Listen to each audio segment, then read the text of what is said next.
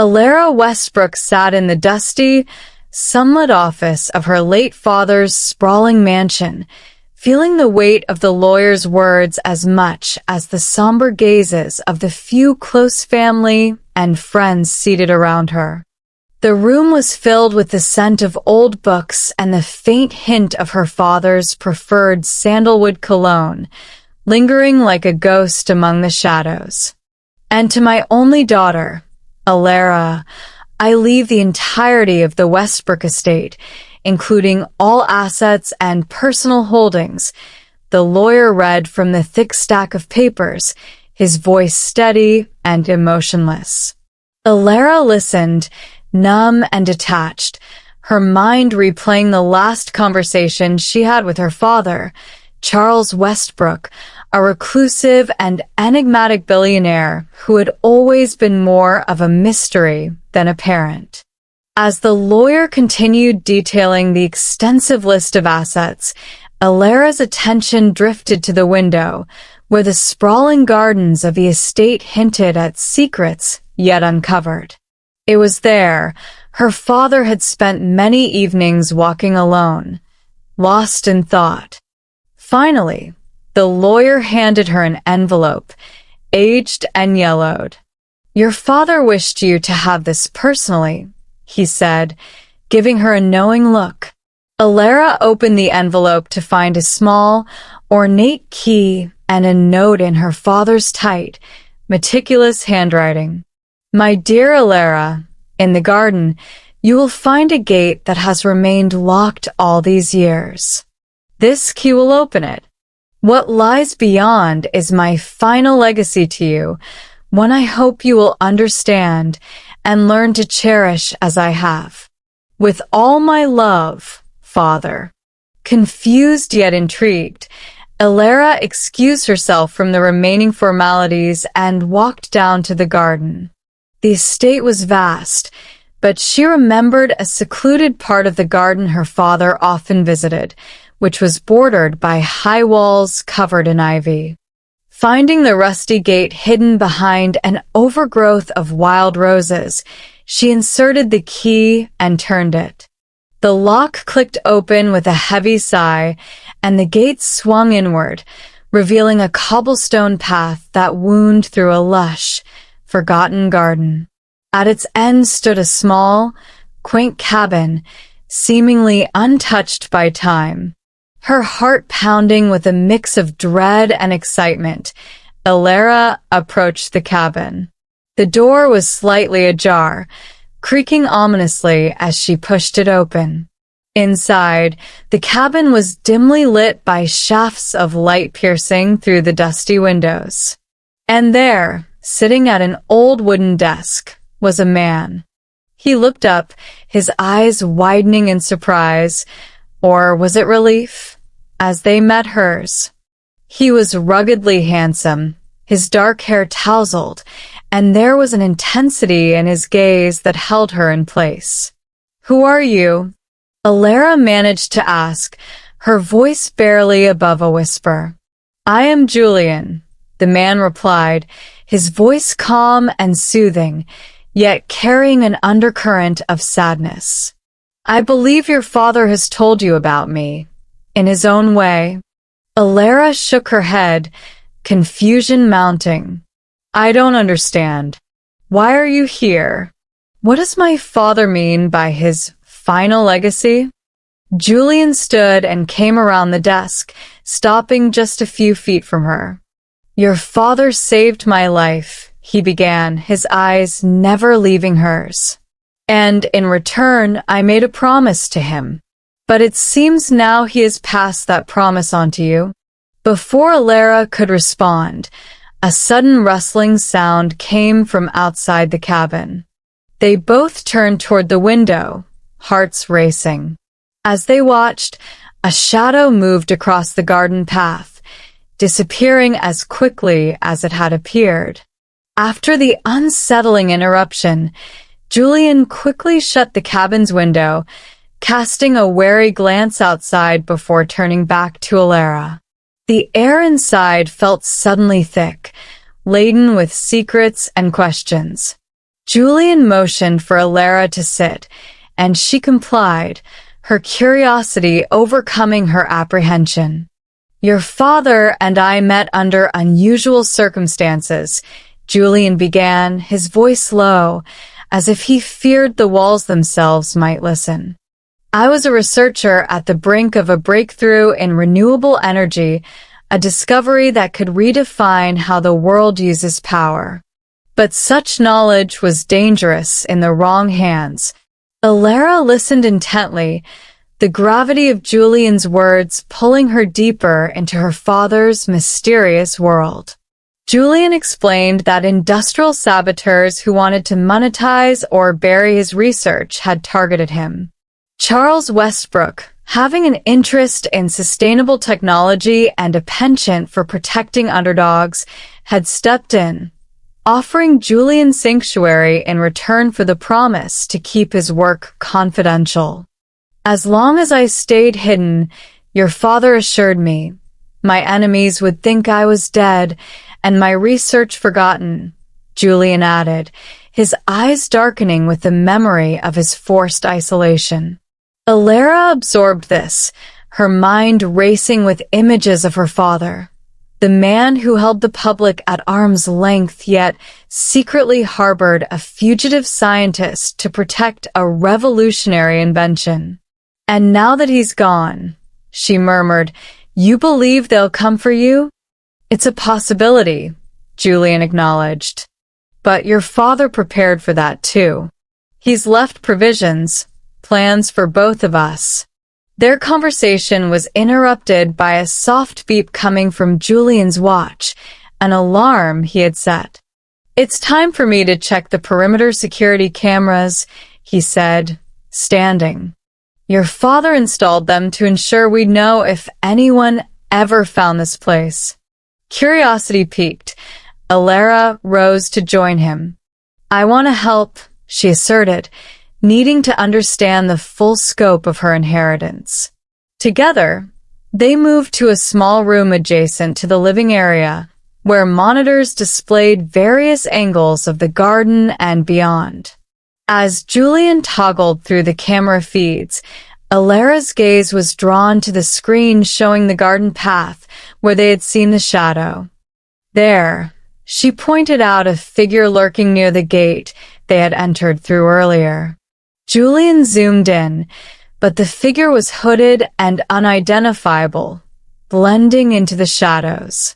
"The gates are secure, and the walls are high," Julian reassured her.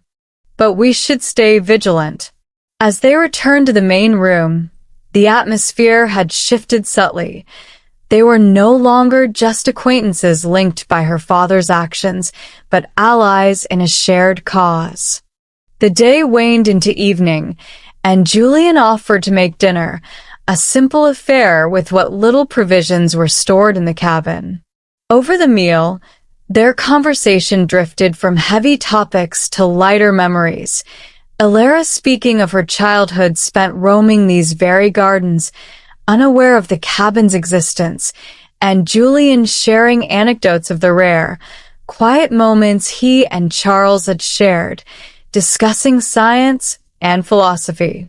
As they cleared the dishes, a sudden, sharp crack of a branch outside startled them. Rushing to the window, they saw nothing but the wind stirring the trees. Yet the sense of being watched, possibly hunted, hung heavily between them. That night, Alara insisted on staying in the guest room of the cabin instead of returning to the main house. As she lay in the dark, listening to the sounds of the garden at night, she realized how intertwined her life had become with Julian's and how much she needed to trust him. Alara woke to the gentle touch of sunlight streaming through the cabin's modest curtains. Her first conscious thought was of the previous night's unsettling occurrences, the mysterious figure and the sharp, unexpected noises outside.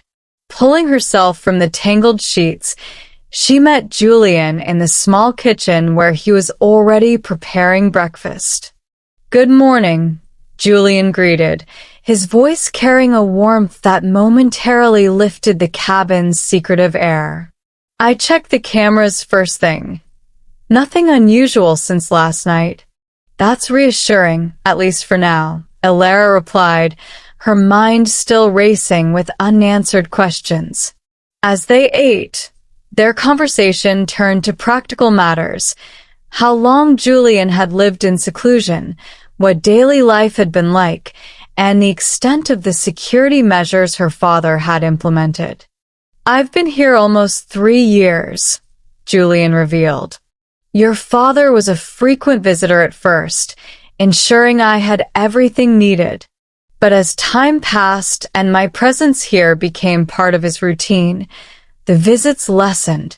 The day passed with Elara deciding to delve deeper into the hidden aspects of the estate, driven by a need to understand the father she thought she knew. Julian, seeing her determination, offered to show her more of the security setups and the research he had been working on. They spent hours in the small lab that Julian had set up in the cabin's basement, a place crammed with papers, experimental devices, and computer screens displaying complex data. Elara, though not a scientist, found herself fascinated by the passion Julian exhibited as he explained his work. "It's more than just a project to me," Julian said, his eyes alight with fervor. "It's a chance to change how the world uses energy, to make it safer, cleaner. Your father believed in this vision." Moved by his dedication, Elara felt a surge of pride in her father's decision to protect such a groundbreaking endeavor. But as the afternoon waned into evening, another reality settled between them: the isolation and the threat that still lingered just beyond the garden walls. Dinner was a quieter affair, with both feeling the weight of their situation. Afterward, as Julian was washing up, Elara returned to the living area and unexpectedly found the cabin's landline ringing. Her heart leapt. It was a line she hadn't noticed before, hidden beneath a stack of her father's old books. Answering the phone, her voice trembled. "Hellos." The voice that came through was distorted, barely above a whisper. "You are not safe. Leave the cabin. Now." The line went dead before she could respond. Stunned, Elara dropped the receiver. Julian rushed in at the sound of the clatter, his face etched with concern. "Who is it?" he asked, glancing at the phone then back to Elara. Elara relayed the message, her voice shaking. "They said we aren't safe here." Julian's expression hardened, a mix of anger and protectiveness flashing in his eyes. "We need to secure the cabin further. No one knows about this line. It was meant for emergencies only." They spent the rest of the evening reinforcing the cabin's few entry points and reviewing security camera footage, though nothing unusual appeared. The atmosphere was tense, charged with the unknown intentions of their watcher. As they settled into an uneasy vigil, the cabin surrounded by the natural sounds of the garden at night, Elara felt a strange sense of closeness to Julian, forged in the shared peril they faced. It was a closeness that spoke of trust and something more, an emerging bond that she could not yet name.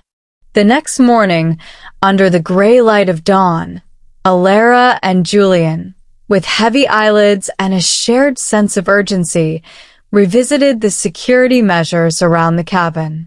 Julian, who had once felt imprisoned by the walls that now protected them, explained the system's intricacies to Elara, who listened intently, determined to uncover any potential breaches. "We're not just dealing with an idle threat," Julian remarked, examining the perimeter camera's recordings from the past few nights. "Whoever called knew about the emergency line. It's someone with knowledge of our situation here." Elara nodded, her mind racing with the implications. Her father's involvement in Julian's life was deeper and more complicated than she had ever imagined. "We need to know what we're up against," she said resolutely. Together, they decided to explore every document, every file that Charles had left in the cabin, hoping to find clues or evidence of who might be targeting Julian and why. As they sifted through piles of paperwork, they uncovered a hidden floorboard beneath the desk in Julian's makeshift study. Lifting it revealed a small safe embedded in the ground. Julian looked at Alara, a flicker of surprise on his face. "I didn't know about this," he confessed. Alara found the key on her father's keyring, which she had taken from the main house. It fit perfectly, and as the safe door swung open, they found several USB drives and a stack of papers, Charles's handwritten notes about his project with Julian and the potential threats they faced. As they pored over the documents, they pieced together a list of corporations and rival scientists who might benefit from stealing Julian's research. "We're not just fighting a ghost. We're fighting a very real and powerful enemy," Julian concluded, his voice tinged with a mix of anger and resolve. Determined to learn more, Alara proposed they attempt to access the data on the USB drives. Julian set up an old laptop, its security measures updated by Charles to prevent hacking.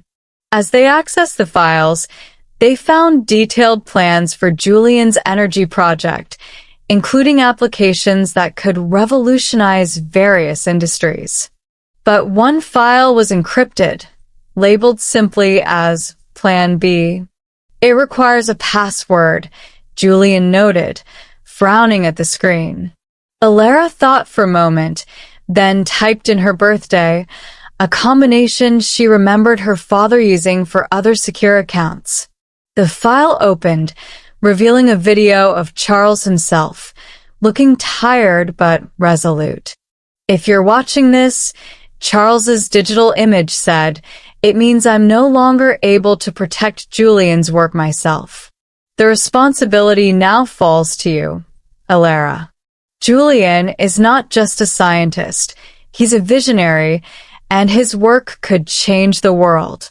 Protect him, and protect his work." As the video ended, Alara and Julian sat back, the weight of Charles's final message settling over them. They now had a clear directive, but also a profound responsibility. That evening, as they discussed their next steps, a loud crash echoed from the garden. Rushing to the window, they saw shadows moving along the perimeter. Too many to count. Their hearts sank as they realized they were surrounded. "We need to use everything we've learned," Julian said, his hand finding Alara's in the dim light. "It's time to put Plan B into action."